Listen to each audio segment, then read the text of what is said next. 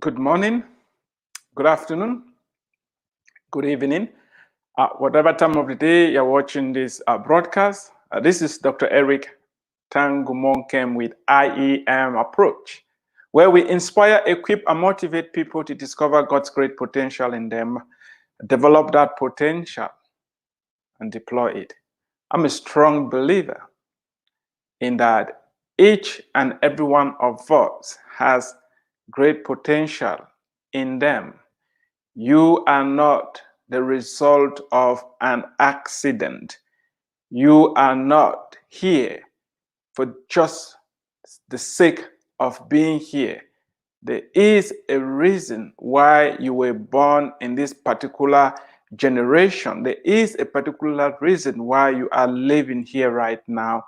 And it is very, very crucial that you find that purpose that you were created for and put in your all into it. I'm excited to share this with you because I know some of you are being driven by purpose. That is why you packed and left your country of birth and has moved into a different country. In some instances, some of you have moved from one state to the other, from one province to the other, from one region to the other. You are being driven by something. And I want to come alongside with you, give you the tools, the inspiration, the encouragement, and the motivation to do well as you embark on this quest of fulfilling your purpose. I want to welcome you to today's broadcast. We are going to be looking at the ninth strategy that you need in your toolkit that will position you to do well as an immigrant. Before we get into today's subject, I want to encourage you, if you are watching on Facebook, on YouTube, on LinkedIn, can you share the link, invite other people to join us? If this information that has been coming your way has been helpful, I want you to subscribe to my channel. There is a lot that is going to come your way. It's free content. I'm sharing my gifts with you because I believe in you. You have great potential. You should not live below your potential. I want you to rise up to the occasion and do well. I want you to rise up to the occasion and leave an impact on your generation. I want you to rise up to the occasion and live this world better than you made it. All of us have been created in the image and likeness of God, and He has a special plan for all of us, and that is something we are going to be touching on tomorrow. So far, I have promised you that for the next 52 days, we are looking at 52 different strategies that will position any immigrant anywhere in the world to excel. It doesn't matter the obstacles you're going to face, because you will definitely face obstacles. It doesn't matter the pushback you're going to face, because you're going to experience pushback. Each time immigrants move into a new country or a new community or a new environment, most of those who are already in place have suspicions towards them. They have fears, misunderstandings. You have to expect that. But it is through dialogue, it is through having conversations, it's through you rising up to the occasion, providing solutions, being a good neighbor that is going to help quieten some of these fears. It's going to help you make a difference. And that is why I put together these 52 different strategies. They are like tools in your toolkit. These are 52 areas I want you as an immigrant to get educated on. The book that I have here, talking about these 52 strategies, it's so small that it cannot expound in depth about all these strategies. But what I want for you is that you should know that these areas, these 52 different areas exist, and that there are areas you should not have turn a blind eye to. It's incumbent on you to think about these 52 different areas. It is crucial for you to get educated on these 52 different areas. The book that I have here is not enough. It's just a starting point. There are tons of books that have been written on each of these different areas and tons of presentations and talks. I want to encourage you to do your due diligence, but remember that if you really want to do well, if you want to be massively successful, which I know you do because you've moved, think about these areas. Ask yourself, how am I doing? Have I believed that I am unstoppable? If you believe that you're unstoppable, you are going to be unstoppable. It's very important. You didn't move this far to come and settle down for less. We've seen that you need a plan. You need to start with the beginning, the end at the beginning. You need to have a plan. You need to ask questions. We've talked about you getting an education, both formal and informal. We've talked about you making sure that with your host family, you are being a good visitor, you are contributing, you're playing your own part. If you do all these things, you are definitely going to do well. Yesterday we touched on retirement. We talked about numbering our days, so that we can have a heart of wisdom. It's important. When you know your life has an expiration date, you're going to have the best because you live each day with intentionality. Those that don't have an impact are those who believe that, oh, their life has no they're not going to die, or they live as if they're not going to die. They think they have all the time in the world. You don't. It doesn't matter what you believe. You don't have infinite time. Your time is finite. Most of us are not going to live up to 100. Even if you do live more than 100, you can do the math and know how much is remaining. Yeah, I know some of us don't like to talk about death and dying and all that, but it's something that it's part of the human experience. If you haven't faced death squarely and integrated it in your life, you are not going to live up to your full potential. You're going to miss opportunities because you keep thinking, oh, I have all this time. You don't have time. Now is the time to put your house in order. That's why today we're going to be talking about life insurance. We're going to talk about life insurance. It's a very important area of your life now that you've migrated, that you need to take into consideration. I don't know how insurance works in other countries. I'm talking about the United States of America because I am a licensed life agent. I have a license in that area. I'm not trying to sell you life insurance here, but I just want to share with you a few things that is going to help you, help your family, and help your loved ones, and help all those that are around you. You need to know about life insurance. It's very, very, very, very, very important. I've said, don't make the mistakes of those that have gone before you. Please don't. There is a very sad story. It happened a few years ago. This young man came into the country and went to work. They gave him life insurance, and he was in his mid-30s. He turned down the life insurance, and the young man, he thought, nothing can happen to me, and but he died suddenly. He died suddenly, not in a motor accident. He was in his living room and suddenly just passed out and died, leaving behind a family, kids, and nothing for them.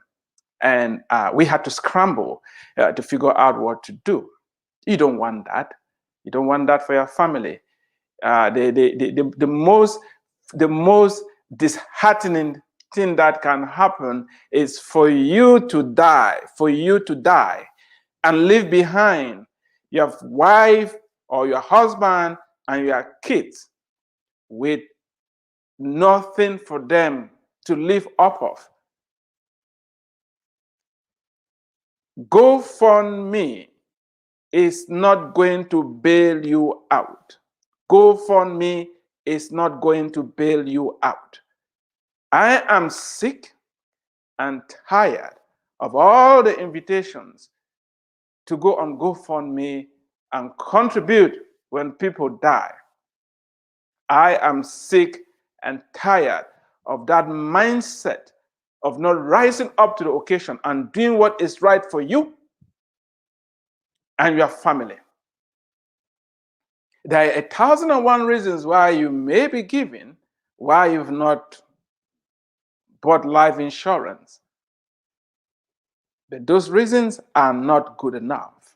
You're living in the United States. I'm going to be focusing on those of you in the United States. I don't know how insurance works in other countries. I talk about it in the United States because I'm a licensed insurance agent. I don't even want you to reach out to me to sell insurance to you because that is not the purpose of this conversation. It's a conversation that we must have. And there are still some people even who are not immigrants that don't have life insurance, and they're waiting on charity, they're waiting on the goodwill of other people to bail them out when the time comes.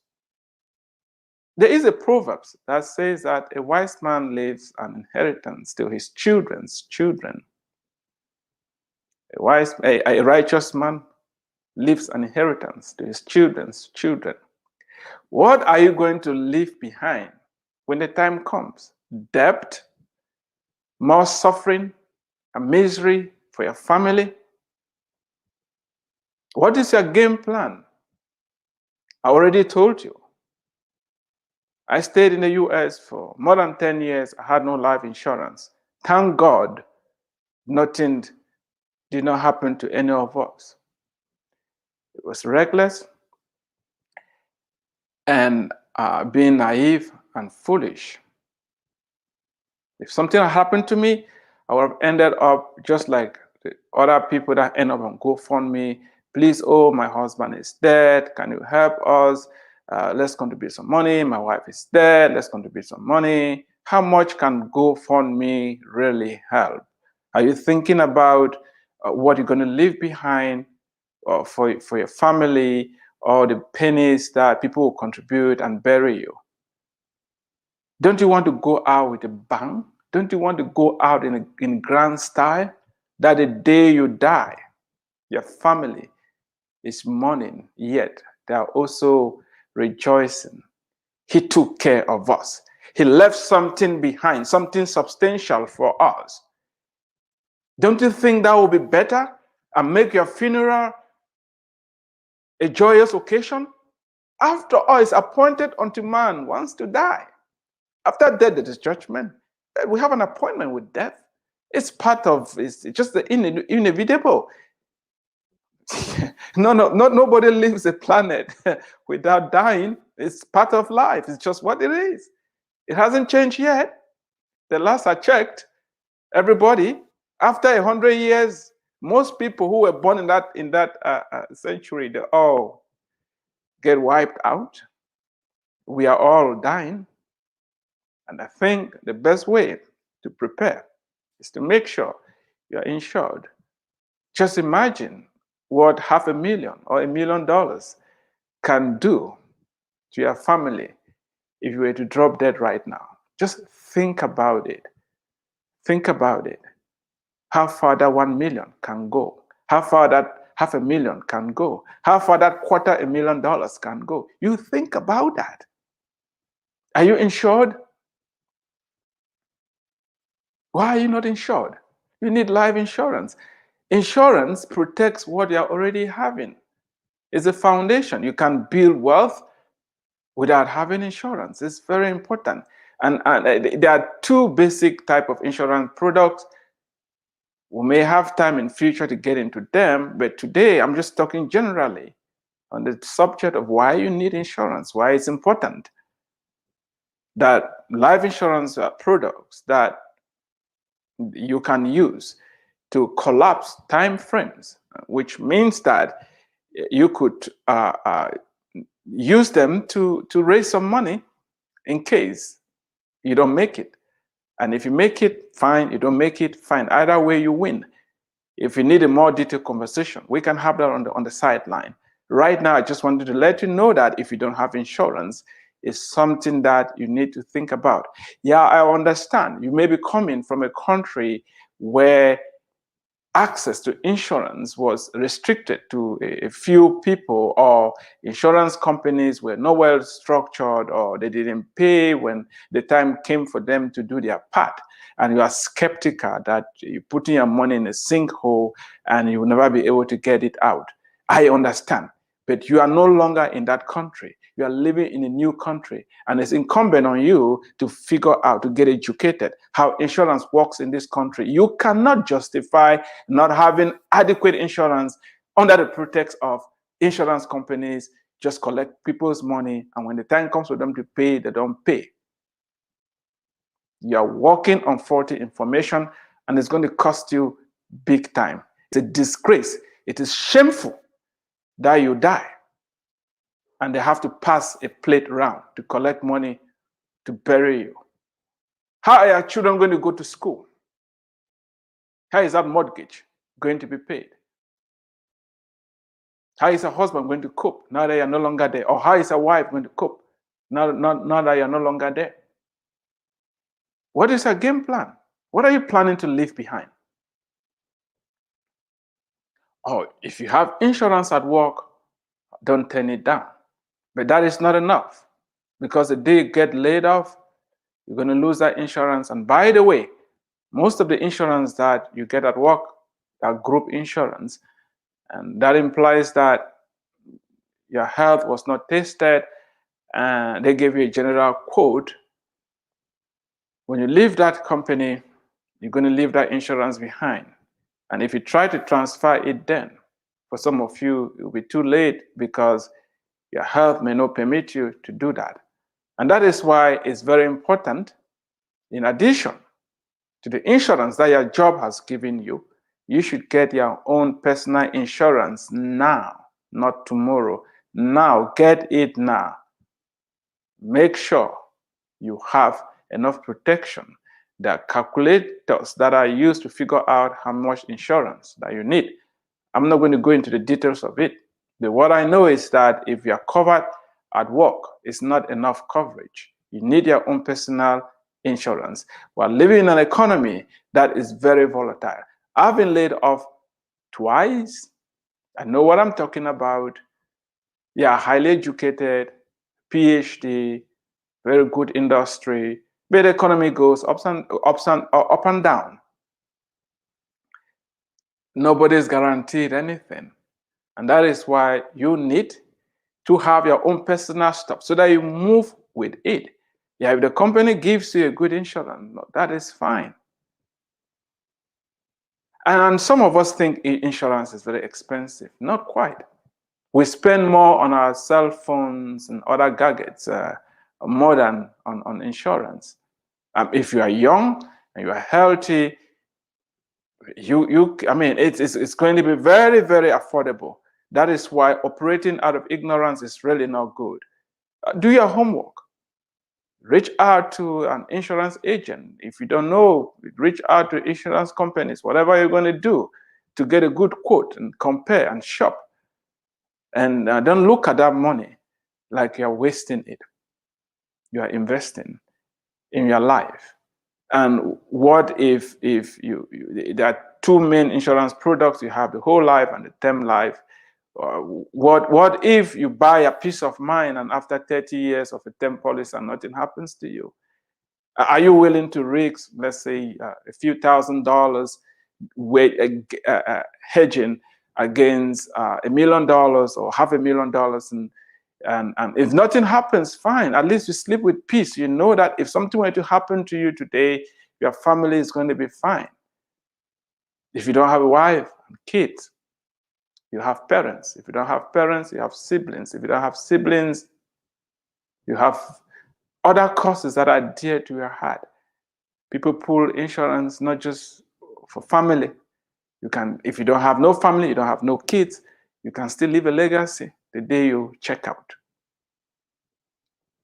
Investigate about insurance. Make sure you're having proper insurance. When you're properly covered, you will sleep well because you know no matter what happens, your family is going to be cared for. There are some funny group insurance policies out there that some of the immigrants get into, the Sagis, and when you die, they give $15,000 to ferry a corpse from here. What is that? $15,000 to bury you? Is that the best you can do? That the day you die, all you're thinking about is my burial? What are you leaving behind? What are you leaving behind? I get really frustrated at times when I hear what people say and how they're thinking. If you want to go out with a bang, if you want to go out in grand style, if you want to go out celebrated, if you want to go out in the right way, please get enough insurance. Some of you have a fear that, oh, my wife is going to kill me or my husband is going to kill me if I get insurance. If you are in a relationship where your wife or your husband will kill you because you've pulled out a big insurance policy, man or woman, you are in trouble. You are in trouble. You are in trouble. You are in trouble. Don't hide behind that fact and say, oh, I'm not going to get insurance because I'm not sure my husband or my wife is not going to kill me. If they can kill you over money, you're already dead. You're already dead. It's very unfortunate for you. You need to solve that problem as soon as possible. You need to figure out how to fix that relationship to where your husband or your wife does not value money more than you. Don't count on GoFundMe. Don't count on contributions, and don't count on charity. Charity was not meant to cater for people who willingly, knowingly decide to be foolish. After this presentation, after this broadcast, you cannot tell me that you haven't heard the truth. The truth that I'm saying today is that go get life insurance. If you don't, if your company has given you, you need private insurance, you do it. It's going to give you peace of mind. I would like to know what you think about this. Please share your comments, your concerns, call me and say I'm wrong, justify why, open up the debate. Let's have a level-headed conversation. If you think having life insurance is a taboo, then I don't see why you have to be begging people to bail you out when something happens to you. What if your child dies? I mean, some people don't want to buy insurance for their children. I mean, we're living in a very unpredictable world. Children die, some get shot, car accidents, and you name it. I want you to think about that, especially you, the parents. Make sure you have enough coverage. It's going to give you peace of mind and you'll be able to focus on other areas. I want to thank you so much for watching. And if you haven't gotten a copy of this book, I encourage you to do so as well. And if you need lots of copies to give them out to other immigrants, reach out to me. We have deep discounts. The book for now goes for just $8.99. We can give you a good deal if you need more than 2 copies. Reach out to me. We can make that happen, and together, let's keep this conversation going. You have been listening to Dr. Eric Tangumonkan with IEM Approach, where we inspire, equip, and motivate people to discover God's great potential in them, develop that potential, and deploy. Thank you for watching. Until next time, God bless you.